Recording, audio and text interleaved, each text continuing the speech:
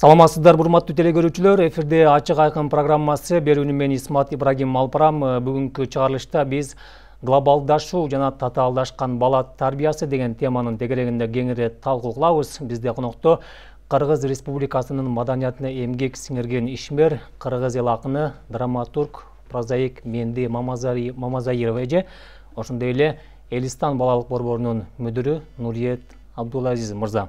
Урматтуу коноктор, кош келиптирсиздер. Убактыңыздарды бөлүп, эфирге катышып бергенге келгениңиздер үчүн алдын ала рахматымды айтам. Эми ошол глобализация жана татаал бала тарбиясына келгенде бүгүнкү күндө баарыбызга эле белгилүү коомдо көрүнүп турган көрүнүш бала атага энеге, эне баласына жетпей калган учурлар бүгүнкү күндө ушул жашоо менен жашап атабыз.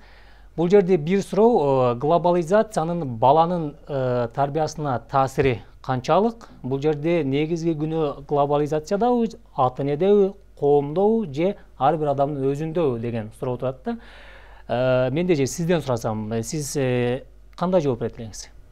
Бул жерде мунун себеби, балдарга таасир берип аткан себеп көп нерсе. Глобализация, коом, ата эне ошол азыркы болуп аткан окуялардын бардыгы балдарга таасирин оң жана терс таасирин тийгизип келатат. Бул жерде Нуриет мырза, акыркы учурларда мисалы өспүрүмдөр арасында кылмыштуулук өстү деп статистика чыгып атат. Ошондой эле жана коом ээн баш калды, ээн баш балдардын саны көбөйүп атат. Биз мурунку ата энеден мурунку жанагы улуттук тарбия деп коет го, ошондой нерсени унутуп баратабыз, балдарыбыздын тагдырын башка бирөөлөргө байлап берип койдук деген дагы тынчсызданган ойлор бар эмес коомдочу. Мунун негизги себеби эмнеде деп ойлойсуз? Жеке ааламдашуу деп атпайбы? Глобализация бул ааламдашуу да. Ааламдашуу процесси баланын тарбиясына, деги балдардын тарбиясына кандай таасир берет десе, учурда бир аз статистикалык маалыматка караганда биз абалы оор балдардын тарбиясы жаатында. Бирок муну мен ааламдашуунун таасири деп айтканга бир аз эрте деп ойлойм. Анткени биз бала деген бул дароо эле төрөлүп эле дароо адам болуп калбайт да. Бул деген бир 10 жыл, 15 жылда жетиле турган бир инсан да.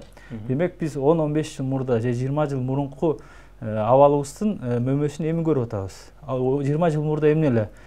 Бизде каатчылык болчу, Советтер Союзунун курамынан чыккан өлкөбүз бар болчу, экономикалык жактан өтө артта болчу. Ошол менен элдин баары жапырт миграция сыртка чыгып кетти. Ошол сыртка чыгып кеткендин айынан балдар бир аз кароосуз калды. Тайэне, таята, чоң эненин колунда калды. Ошолордун тарбиядан, мээримден өксүк болгон өксүгүнүн натыйжасын, мөмөсүн эми көрүп атабыз биз. Ошо сиз айткан кылмыштуулук жана башка нерселер бул ошонун мөмөсү. Ал эми ааламдашуунун могул бир чайнап келаткан экскаватор сымал чайнап келаткан бир чоң механизмдин натыйжасын биз дагы бир 15-20 жылдан көрөбүз. Бул өзүнчө андан да кооптуу болот. Биз эгерде учурда керектүү чараларды көрбөсөк, тарбия жаатында, анда биз мындан да оор бир акыбал бизди күтүп турат да. Менди айтсаңыз, азыр жана Нуриет мырза айткандай, жанагы ата энесинин мээриминен суусаган балдар бир эле Бишкекте эмес, айыл жергелеринде да бар да. Баары чоң ата, чоң энесине таштап, чет өлкөлөргө кетип калышты. Москвада жүргөндөрү ошол жакта Москванын тарбиясын алып атат. Орустардын идеологиясы менен чоңоюп атат. Эртеңки келечек кандай болот? Бул өзү өтө оор нерсе. Бул оор нерсе да. Себеби дегенде мына биз азыр тез аранын ичинде биз башатыбызга кайтпасак, абдан чоң трагедияга кабылып атабыз, дагы кабылабыз. Анткени дегенде бул азыркы жаштарга жана башкаларга, кээ бир азыркы коомдун негизги мүчөлөрүнө жаштар да эми бул эскиче болуп көрүнүшү мүмкүн. Бизде бир эле сөз бар эле, тарбия үйдөн башталат деген. Ал эми ошо тарбия үйдөн кандай башталса, мектепте да ошондой уланат. Ошондой эле ата эненин баланы тарбиялоодо биринчи ата эненин ролу өтө чоң. Биз баланы еврейлердей кылып бойго бүткөндөн түйүлдүк кезинен баштап тарбиялашыбыз керек. Мына еврейлер кандай кылган? Еврейлер булар дүйнөдөгү эң акылдуу калк деп айтып келебиз. Ошол түйүлдүк болгондон баштап жанагындай ачуу-пачуу ичпей, арак-шарак ичпей дегендей ушундай аялдар өздөрүнүн ден соолугун карап, баягы келечектеги төрөлүп адам боло турган баланын камын көрүшкөн эртелеп. Биз ошондой болбой калбадыбы азыр? Мына миграция бул өтө чоң кыргыздын коомуна алып келген чоң калаба болду. Чоң трагедия болду. Бул өзүнчө. Аны айтып отурсаң аябай чоң нерсе. Мен барынан дагы ошол бул эменин миграциянын зыяны биринчиден айылда калып ата энесин сагынган, апа мен сени сагындым деп чыгып атпайбы? Бул мындай болсо, экинчиден балдарын алып кетип тияктан билим берип окутуп чокутуп, ошояктан бияка кайткысы келбеген кыргыздардын балдары өсүп атат. Мына бул жерде абдан маселе көп да. Ошондуктан биз деген бул катуу азыртан катуу кармабасак, биз азыр кеч калдык. Азыртан катуу кармабасак, азыртан баланы үй бүлөдөн тарбиялап, ошондой эле коомдон балдар мына үй бүлөдөн тарбияланган балдар бакчага барыш керек. Бакчадан талаптагыдай тарбия берип, анан мектептен тарбия берип, анан кийин ушундай кылып биз чыныгы чоң коомго даярдабасак балдарды, биз барынан кеч калабыз дагы, бизде келечекте чоң трагедияга айланабыз. Азыр эле трагедия. Нурет мырза, мына биз азыр бүгүнкү күндө сиз дагы эртең менен жумушка чыгасыз, кеч барабыз. Мен дагы эртең менен жумушка чыгам, кеч барам. Балдарыбызды көп көрбөй калып жатабыз да.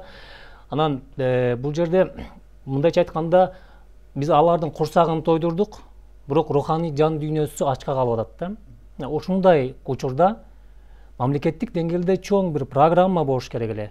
Бир багыт болуш керек эле, бир жол болуш керек эле. Сиз да көп жылдан бери ушул балдардын тарбиясы менен жүрөсүз. Сиздердин алтын жана Элистан деген борборуңуздарда тарбиялоо процесси кандай, жыйынтыктарын кандай көрүп жатасыздар? Мен учурда Элистан балалык борбору деп аталган мекеменин жетекчисимин. Ал жерде ошо атасы каза болгон бир канат кайрылган деп коет кыргызда. Ошол эркек балдар тарбиялайбыз, 10 жаштан өйдө балдарды. Анан бизде мындай акыркы учурда көп көрүп атам, мына балдарынын тарбиясына баягы эне жетишпей, азыр ата эне турсун, ата жокто эне сыртка чыгып ата үйгө кирип эне болуп атпайбы? Ошо эне үйгө киргенде тарбия бере албай, анан көбүнчө кыргызда чындыгында бизде бир 80% ушундай балдардын үйлөрү ушундай мекемелерге курсак ачып бага албай калгандыгынан эмес, ачарчылыктан эмес, тарбия бере албагандыгынан берет. Анткени бала деген эркек баланы бир аз кармаш кыйын. Анан бизде батыштын баягы психологиясы, философиясы негизинде, мисалы менде же өстө билет жакшы, бизде деле андай переходный возраст деп коет го, өткөл доор деген нерсе жок болчу. Буну биздин баягы акыркы 20 жылда буну көбөртүп, жабыртып, буну балдардын мээсине да сиңирип, демек ата эне баягы өзүнүн баягы мындай айтмакчы жоопкерчилигинин жоктугуну, менин баламдын переходный возрасты бар экен. Бала дагы менде ушундай возраст болуш керек экен, ушуну шылтоо кылып ата энени укпай койсом болот экен деген бир оору пайда болду да. Анан биздин мекемеге ушу балдарды көп алып келет да, мен көп айтам, бул мекеме же бир медресеге тапшырса эле баланы бизде бир мындай алтын таякча жок, волшебный палочка, монтип эле укмуш бир алтын бала кылып койгудачы. Бирок колдон келген аракет кылып атабыз. Биринчи жетишкендик биз мектепте окутканда мектеп мугалимдер айтат, сиздердин балдарыңыздар бирок тарбиясы дегенде, бизде тарбиячылардын көпчүлүгү эркек. Мисалы эски совет доорунда мугалимдердин, педагогдордун көбү эркек болчу. Анан эркек тарбиялаган муун кадимкидей бир аз тартиптүү, мындай жоопкерчиликтүү болот экен да. Анан бизде баардыгы эркек тарбиячы, биринчиден эркекти эркектей тарбиялайбыз, экинчиден такыр телефон, мисалы телефон карматпайбыз. Азыркы муундун дегеле жаштардын эле эмес, бул жалпы эле муун кыргыздын бул балесине айланды да телефончу. Кадимкидей атаны энеден ортодон мына дуал сымал бөлүп турган бул телефон болду да. Телефон тиктеп атада отурат, энеде отурат, балада отурат, ортосунда дуал турат да. Ошо телефон жоктугунан, анан балдарды болушунча бош убактысын пайдалуу нерсе менен аракет кылабыз да. Ошол эле нерсени ата эне бизде мындай болот да, өзүнүн аракетсиздигин бир нерсеге шылтоолойт да. Мисалы мен деген сыртка чыгып көрөк кат табып келишим керек да, анан мынтышым керек деп, ошол менен баланын тарбиясына мындай кош көңүл мамиле кылат да. Биз ошондо ар бир кыргыз дегеле жараны да ойлонуш керек да, мага эмне маанилүү? Келечекте балдарымдын тарбиялуу бир мыкты инсан болуп жетишүүсүбү, же болбосо орусча айтканда бир комфорт, мындай биздин бир жакшы жашообузбу? Бирок жакшы жашоо, комфорт дегенде мунун өзүнүн ченеми бар, чеги болот да, ар кимге ар кандай. Ошон үчүн биз ушу суроону беришибиз керек өзүбүзгө. Ошол глобалдашуу, техника, технологиянын өнүгүшү, гаджет, тренддин пайда болушу ошол жаш муунга өтө залакасын тийгизип атат деген пикирлер менен буга кошулбагандар дагы бар экен. Азыр бул жерде коомдук ишмер Мыктыбек Арыстанбек агайдын пикирин укканбыз. Ошону коюп берсеңиздер, андан кийин биз талкууга өтсөк. Бир глобалдашуу орусча айтканда не при чем. Берде дурак ата-эне бар. Дура мама бар, дурак ата бар. Кылымдар бой. Проблема ушундай. Кыяматка чейин ушундай. Ата дурак, эне дура болсо, бала тарбияланбайт. Эгер экөөсү тең, баланын алдында жоопкерликти билсе, танканын астында болсо да тарбиялайт. Кыйынчылык, жеңилдик бул маселе. Такыр башка маселе. Мисалы үчүн, ата болуп иштөө бул өзүнчө кесип. Эне болуп иштөө өзүнчө кесип, адистик. Бала тарбиялаш үчүн эрге тийди да, же жыргаганы тийдиби? Жок. Үч уктап түшүнө кирбеген жерге барып бир коңурук тарткандын байпагын жууйм деп эрге тийди да. Турмушка даяр, демек андан төрөйм, аны мен адам кылышым керек, президент кылышым керек деген аял, эне эмне деген адистик болуп, аны билиши керек. Ата үч уктап түшүнө кирбеген жерден бир кызды алып, аны багып, итке окшоп үйгө ар нерсени ташып келем деп үйлөнүп атат да. Демек, менден төрөлгөн баланы мен тарбиялашым керек. Деди, демек ата болуп иштөөгө даяр болуш керек. Атам не иш кылат өзү? Ар нерсени иштеп келгенден башка дагы не иш кылат деп ата менен эне тарбияга жоопкер мамиле кылыш керек. Эмне үчүн? Аллах Таала ата-энени бир муун илгери жөнөтөт. Атайы келип мына жашоону үйрөнүп, каерде эмне бар, ошонун баарын көрүп, анан балага өткөрүп бер ошону дейт. Бул глобалдык болобу же болсо улуу ата мекендик согуштун учуру болобу айырмасы жок. Экөөнүн миссиясы ушул. Тарбияда эмнени тарбиялайт? Адамды үч негизи бар. Анын мээси бар, то есть акылы, анын денеси бар, жана нафсиси бар. Мээге билим берилет, маалымат. Денеге азык берилет. Тарбия нафсиге берилет. Адам тарбиялаганда нафсини тарбиялайт. А нафси биз жана маалымат берип койсок эле, жакшы мектепке берип койсок эле тарбияланбайт да. Себеби мектепте мээ алат маалыматты, нафси албайт. Нафси эненин мээрими, атанын күчү менен алынат. Бала куракта берилет. Түшүнүктүн 95%, 95%га жакын 5 жашка чейин берилет. Программалар ошондо коюлат. Ошону айтат, энеси жиндинин баары жинди. Ата ишенип энеге берип койгон, эне туура эмес драйверлерди берген. Бүгүнкү күндө не? Сотканы карматып койду. Эмнеге өзү сериал көрүш керек? Же иштеш керек? Эмнегерге тийдиң өзүң иштеп атсаң дейм да мен. Эмнегерге тийдиң? Оногун иште де, мен бала тарбиялайм де. Мага айлык төлө де. Мен энелерге айтам, мага айлык төлө, мен муну балаңды тарбиялайымбы? Бул иш. Тарбиялаш үчүн өзүм окушум керек, үйрөнүшүм керек. Мен ушу каржы маселесин чечишим керек, мага айлык төлө деп. Анан претензия кой. Келип катымды урса, ачка отурса, катын өзү иштеп атса. Кечинде бычак менен келет го, эт союп, кан тамып турат бычагынан. Ушундай аялдар бар. Мал сойгон аялдар пайда болду. Эт саткан. Ал аялдан кандай тарбия? Эне мээрим менен нафсиге өткөрөт. Бардык энени карайбыз. Эмнеге? Ааламды энебиз менен тааныйбыз. Атабызды да энебиз менен тааныйбыз. Эне туура эмес кылып койсо, атаңды жаман көрүп каласың. Туурабы? Эми ушул эне мээримин башка жака берип атты. Ишке, шефке, балага эмне калды? Анан кайсы тарбия? Глобализация не при чем. Дурак ата бар, дура эне бар. Бул жерде Муктубек ага айтты, бул жерде глобалдашуу эч кандай маселе эмес, бул жерде жоопкерчилик ата энеде деген өзүнүн пикирин билдирди да. Менде же сиз кандай жооп айтасыз? Жок, бул жерде мойнубуз калабызбы, албайбызбы, каалабайбызбы, ааламдашуунун тийгизген таасири өтө чоң. Себеби дегенде биздин муундагы тарбия такыр башка эле. Ал кезде азыркыдай мына техниканын жетишкендиги, азыркыдай сотка деген жанагы эмеде айфон дегендер жок эле. Биздин балдарыбыз жалаң китеп окуйт эле. Ал эми бул ушундай маал келгенден кийин каалайбыз, каалабайбызбы, бул азыр дүйнө жүзүндө техника өсүп атпайбы? Бул келип атат. Келип ааламдашуу башталды. Бүт аалам менен биздин төгөрөктүн төрт бурчу менен биздин мамилебиз бар, алакабыз бар. Сөз таасир тиет да. Аны таптакыр жоюп койгого, аны тескери эме деп мындай кандай десем, таанып койгого болбойт. Себеби дегенде ал жаныңда турат. Сенде болбосо, сенин үй бүлөңдө болбосо жаныңда, көчөдөн үйрөнүшөт. Ошондуктан кандай болгондо дагы бул жерде эне менен атанын жоопкерчилиги өтө чоң. Сен балдарыңды тарбияла. Ошону дагы убагы менен көрсөт, сааты менен көрсөт. Биротоло жана сотканы, айфонду бар колуна берип койбо. Көбүнчө эле азыр жаштар эмне болуп атат, убактыбыз кетип атат деп эле өздөрү иш менен алек болот дагы, балдарга берип коюп, чырылдатып, жанагы 6-7 айлык балдар дагы кармап атат. Бул жерде ааламдашуунун тийгизген таасири өтө чоң. Ааламдашуу болгон үчүн адамдардын мүнөзү өзгөрдү, тарбиянын эмеси өзгөрдү, асылдуулуктар, баалуулуктардын баары өзгөрдү.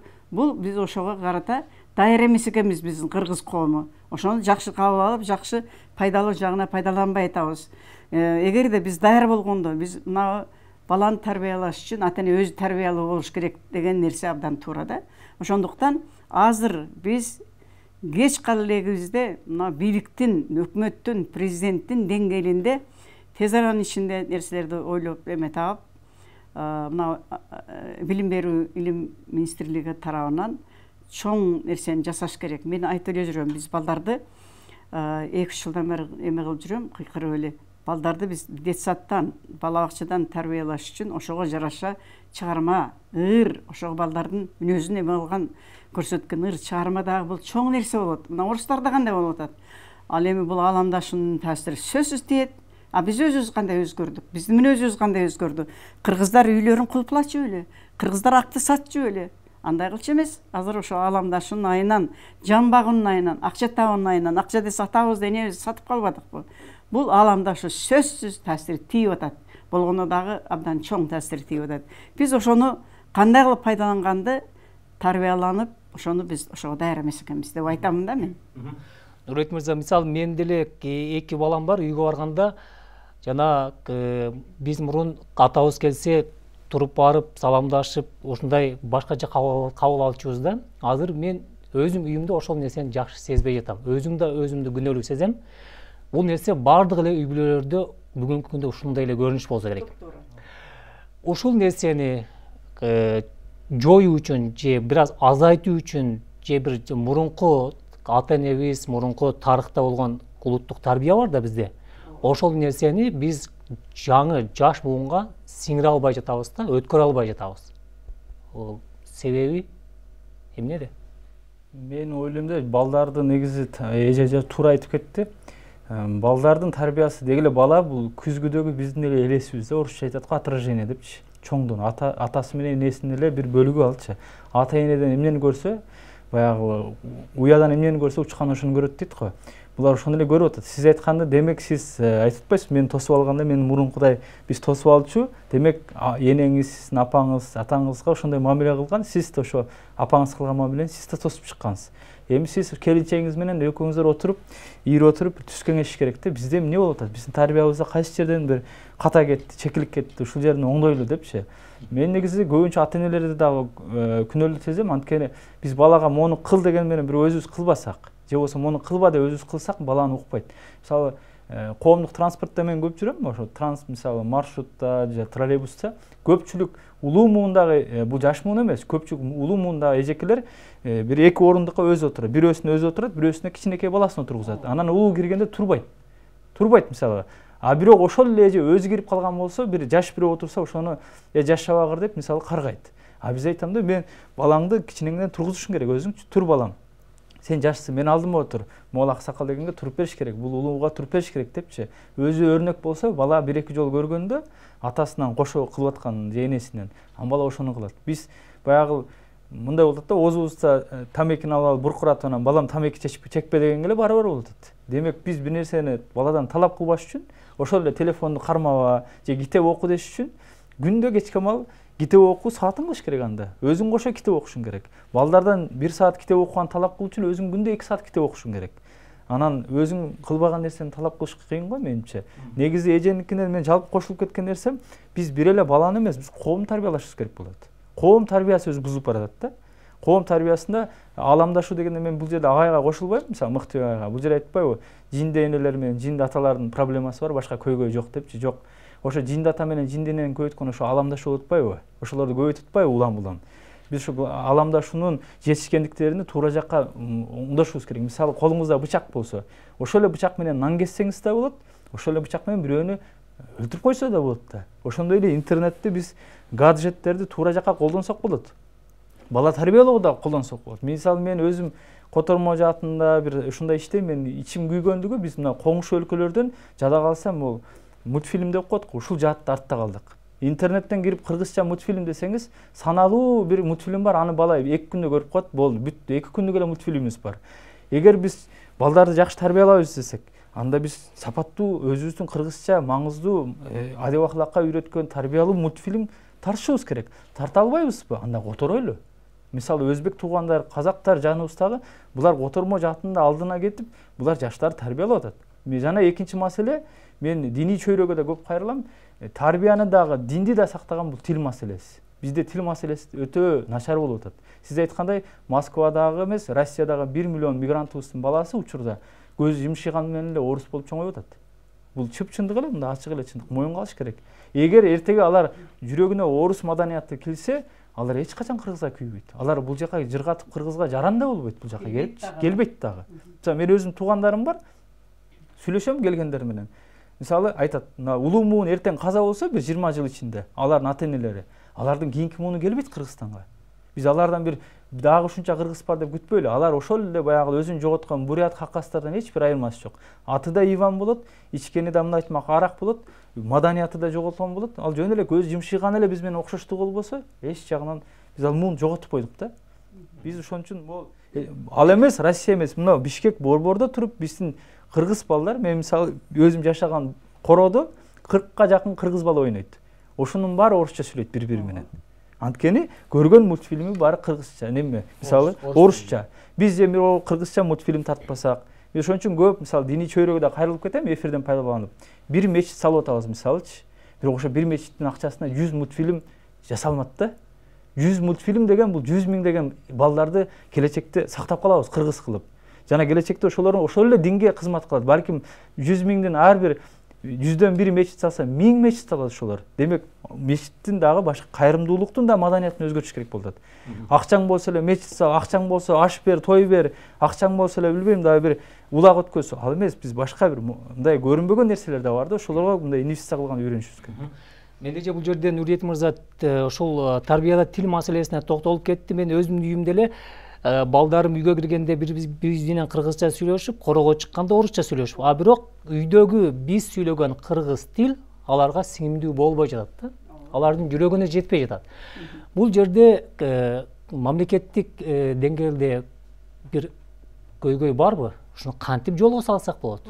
Балдар биринчиден мамлекеттин милдети кандай, жоопкерчилиги кандай деген суроо турат. Бул биринчиден үй бүлөдөгү атанын ордун, атанын авторитетин бийикке көтөрүш керек. Себеби дегенде үйдө ата авторитеттүү болсо, атанын тарбиясы чоң болсо, балдардын бардыгы баштуу болот, аялы да баштуу болот, үй бүлө дагы. Мисалы дегенде, сен айтып атпайсың, убактың жок да? Ошондой эле бизде да болду Советтер Союзунда. Биздин деле атабыз керелден кечке талаада жүрдү. Жумушун талаада дегеним, жумушу дегеним да.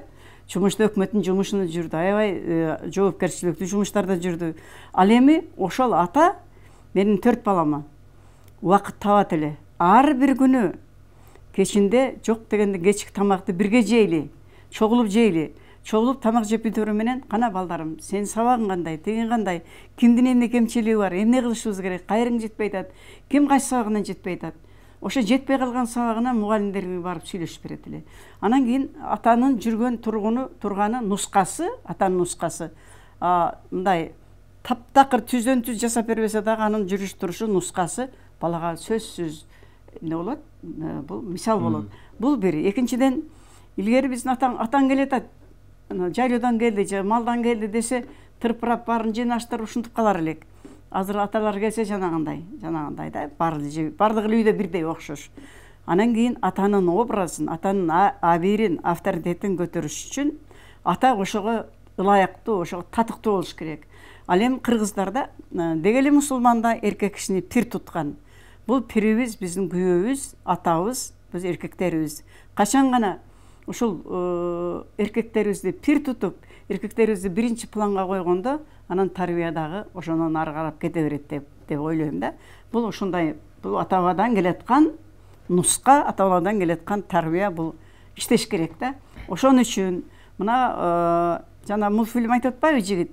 Мультфильмди айтып атпайсың? Ошондой эле мультфильм, ошондой эле чыгарма балдар үчүн, ырлар, кичинекей аңгемелер ушулар балдарга кам көрүш керек да. Баланы башынан дейт. Эмне үчүн ошондой деп айтат? Башынан тарбия сиңбеген, ана 17-18-ге чыкканда тарбия сиңип, ал эч качан сиңбейт.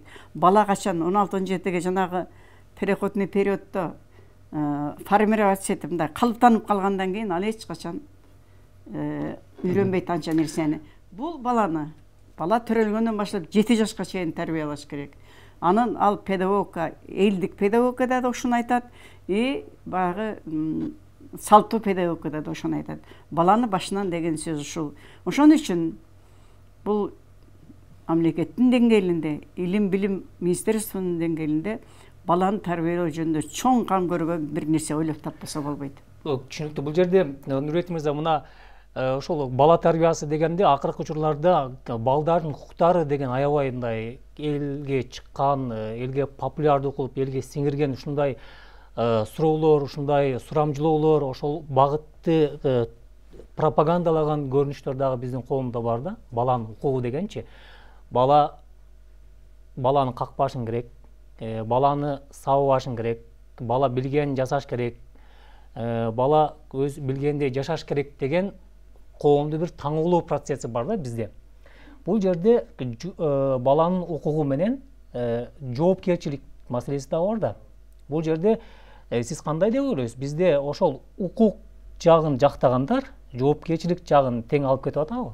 Жок, аны алып кете албай атат. Анткени мен бир тараптуу деп ойлойм. Мисалы ошол эле бизге ошол идеология келип аткан батыш деп коебуз, батыш өлкөлөрү АКШдагы демократия деген маселеди бул бир тыйын сымал болот да. Анын эки тарабы болот. Биринчиси укук, анан экинчиси жоопкерчилик. Жоопкерчилик биринчи кезекте болот. Андан кийин укук келет.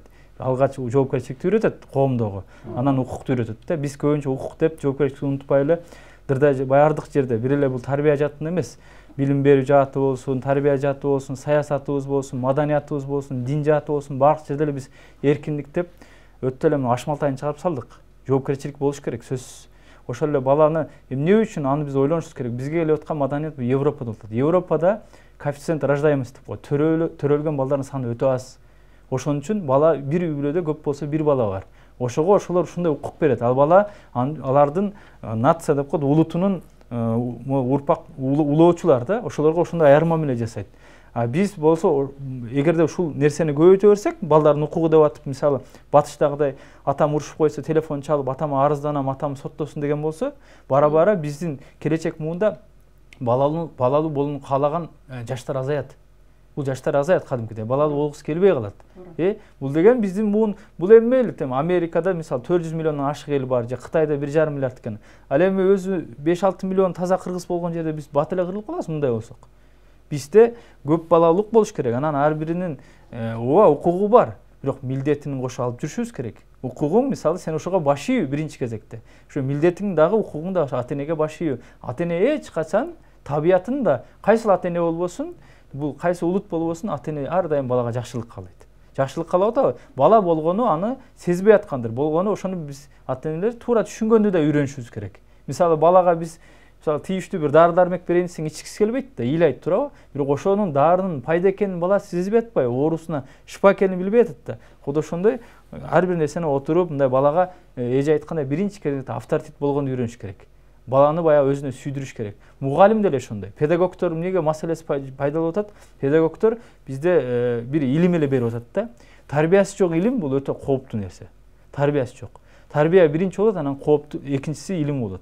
Советтер Союзу ошо биз азыр коммунизм жаман деген менен Советтер Союзунда жада калса, тарбия өтө чоң маани берди. Ошол эле Ушинский же Макаренкалардын сөзүнө карасаңыз, мектептин биринчи милдети тарбия берүү деп аталчу.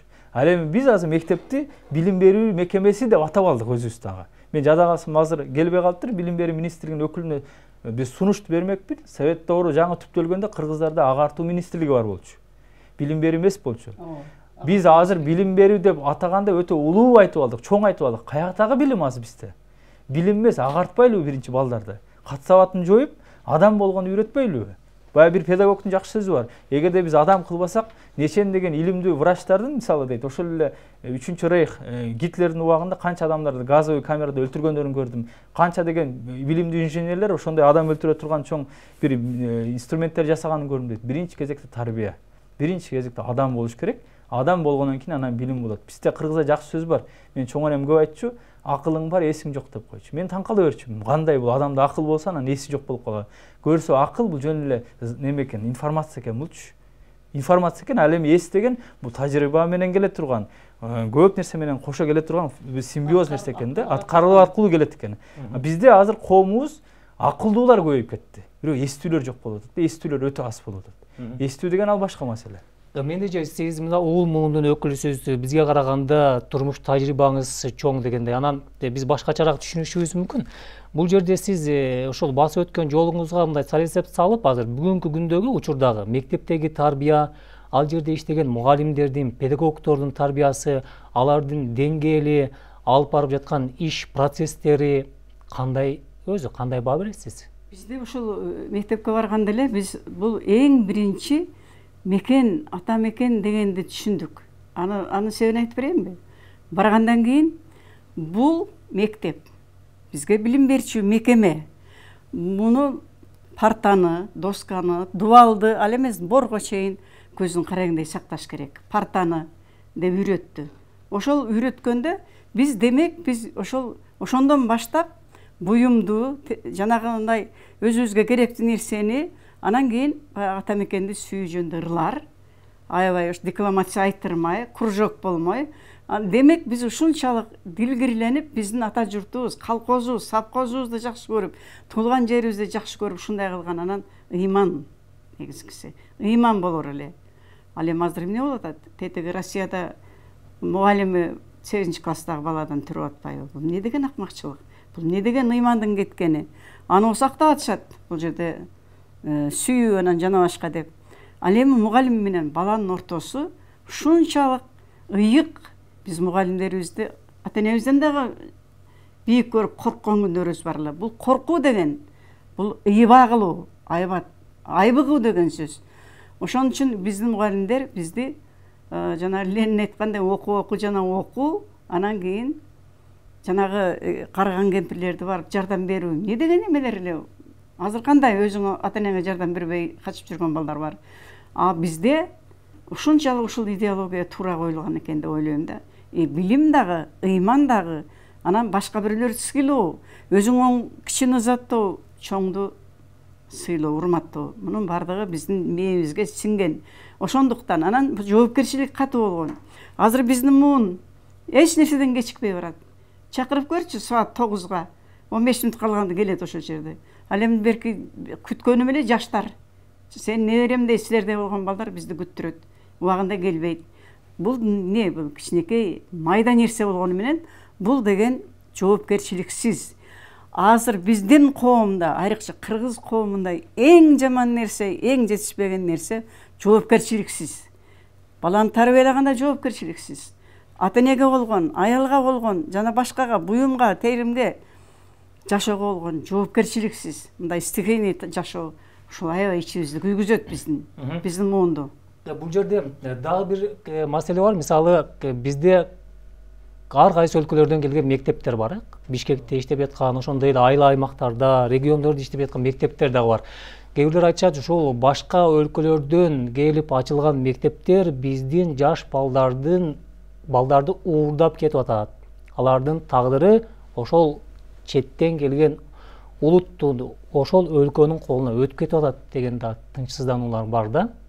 Бул канчалык негиздүү?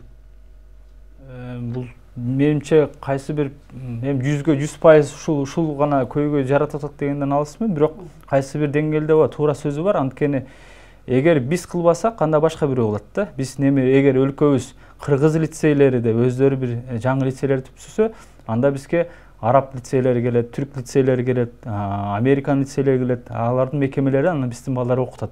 Эгер сен өзүңдүн балаңды окутпасаң, анда башка бирөө окутат да. Махатма Гандинин жакшы сөзү бар. Колонизаторлордон дагы алар тарбиялаган муун кооптуу депчи. Колонизаторлор кооптуу эмес, алар дейт бүгүн басып келсе, эртең кетип калат экен.